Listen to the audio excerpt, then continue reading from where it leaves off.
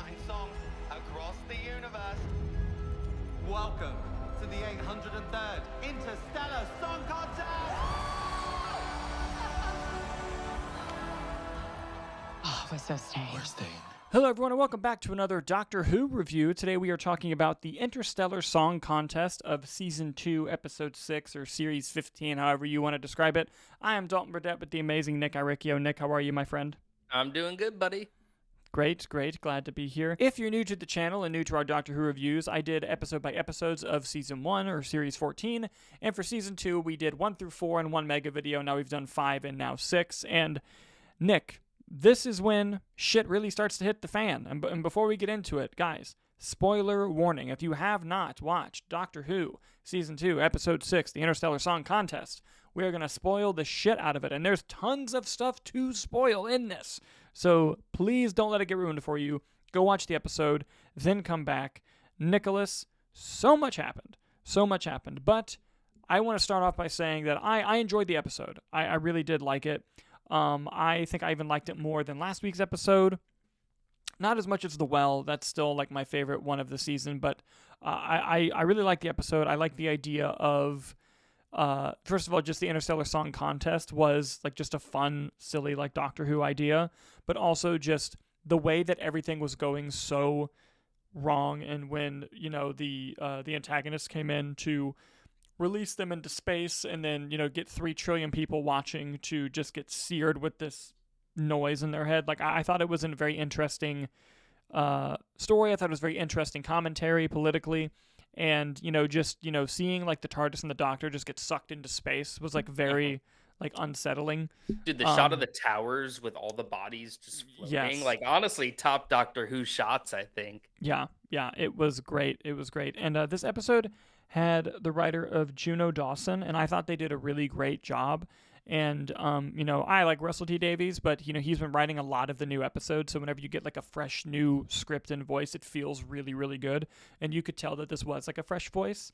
Before we get into the major spoilers of it, one thing I loved was seeing Gatwa's Doctor get pissed off. And I think the few times we've seen him get angry, he's been exceptional at it. Like, I love seeing 15 get mad. And boy, oh boy, did he get fucking pissed in this episode. And it was almost like as dark as like Time Lord Victorious back in, you know, David Tennant's era. But it was very, very interesting to see, you know, that character do something that it would never otherwise do. And I liked kind of the play on words of like, you put ice in my heart, just like from him being stuck out in space.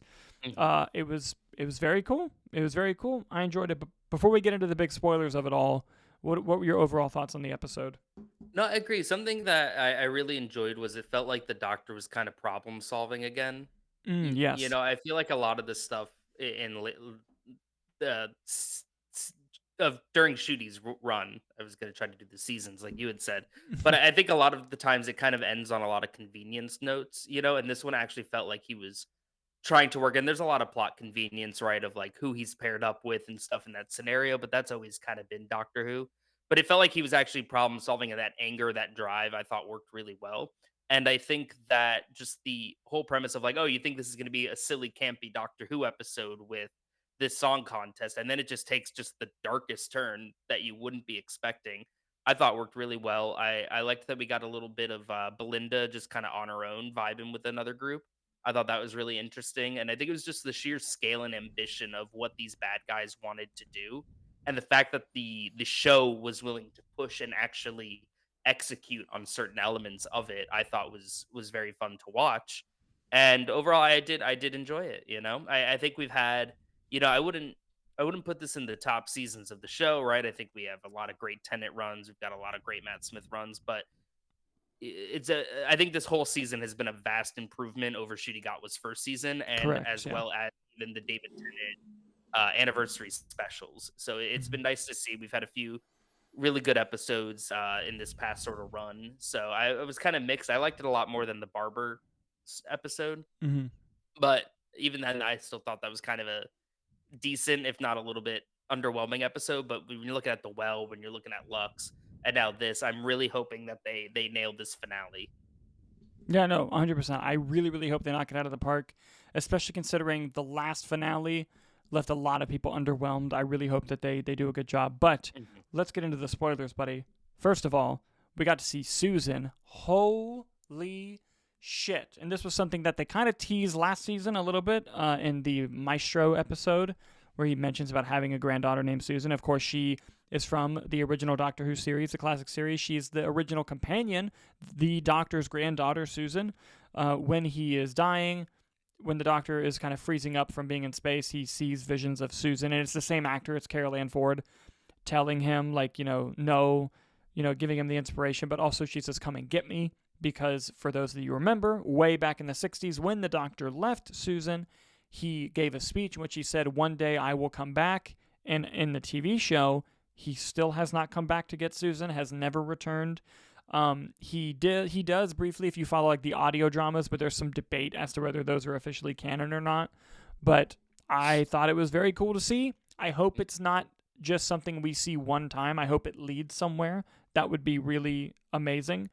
And then, of course, you have the fucking huge spoiler of the Rani coming back. The Rani was a very infamous Time Lady in the classic series, especially to Colin Baker's 6th Doctor and Sylvester McCoy's 7th Doctor, being a big pain for them as well. This is really cool to see. It's a character we've anticipated returning for a while now, but seeing that Mrs. Flood is the Rani, that is confirmed, was very interesting, was very cool. I still hate By Generation. I was not pleased when it happened again. Please don't make this the trend every single time. I'm okay with it for this time. Please, for the love of God, I don't want to see By Generation anymore. But I love that they kept the Mavity bit going, I will say. But anyway. We love a good Mavity bit. I was kind of disappointed with the reveal, though. I felt like it was staged kind of awkwardly. It was kind of tagged on. Yeah. Yeah. And I almost kind of wish maybe they did the reveal in a different way, of like maybe when they were in that scanner, like you were seeing people's faces and it was an old lady. You see Mrs. Flood in that scanning thing, and then maybe she like regenerates, and then it's the actual Ronnie comes out. Well, I guess she is the Ronnie, but instead of the By Generation, was kind of odd. I guess just making a big threat. What is she kind of similar to like a master? And I'm not really familiar with the character from the classic series. Yeah, so she's kind of like the Master, although sometimes she's not like as evil. I mean, she is kind of she's a bad guy, but I believe she also, and I could be making this up. I'm looking this up as I'm talking to you. I believe she also has 2 brains instead of 2 hearts. And but now she's 1 and 1. Or does Tennant still have 2 then? Yes. So the Doctor Shooty has 2. or Ronnie has 2 brains instead of 2 hearts. So yes. 1 heart, 2 brains. No. I believe she has 2 hearts and 2 brains. Oh, okay. Sorry. I believe so. Because it gave it away, because right as she was about to get revealed, she says like, "Oh, my dual brain stem," really took that for a hit, and it was like, "Oh, it's the Ronnie," and so that's very cool to see. But yeah, basically just another Time Lady. Now, here's what I'm wondering, because they fucking destroyed Gallifrey, then brought Gallifrey back, then destroyed Gallifrey. He's been the last of the Time Lords. He hasn't been. Now he's not alone again with the Ronnie. What's the situation with the Time Lords? What's going to go down with this? What's going to go down with Gallifrey? I hope that we get answers. We don't have to get them in the next 2 episodes. I just hope we get them eventually. Well, yeah, because he's the last of the Time Lords, except for now the 2 Ronnies, David Tennant's Doctor, and also the Master. Yeah, So right. They got a nice staple. I won't lie. Yeah. Oh yeah. There's a handful. There's a handful. We're getting to the point where it's like, but are you? Yeah. You're the last good Time Lord. Yeah, 100%. But yeah, I love those surprises. I thought they worked well in the episode. The actual scene of the Ronnie reveal could have been better. I agree. But we didn't get any preview for next week, which goes to show some shit's going down. And the date next week of the next episode is the date that they kept dreading throughout the season. I think it's the 24th of May. It's gonna be interesting to see how that goes down, see how that all wraps up. But guys, have you had a chance to watch the Interstellar Song Contest from Doctor Who, and what did you think about it? Did you like the twists and surprises with Susan and the Ronnie? Were you not a fan?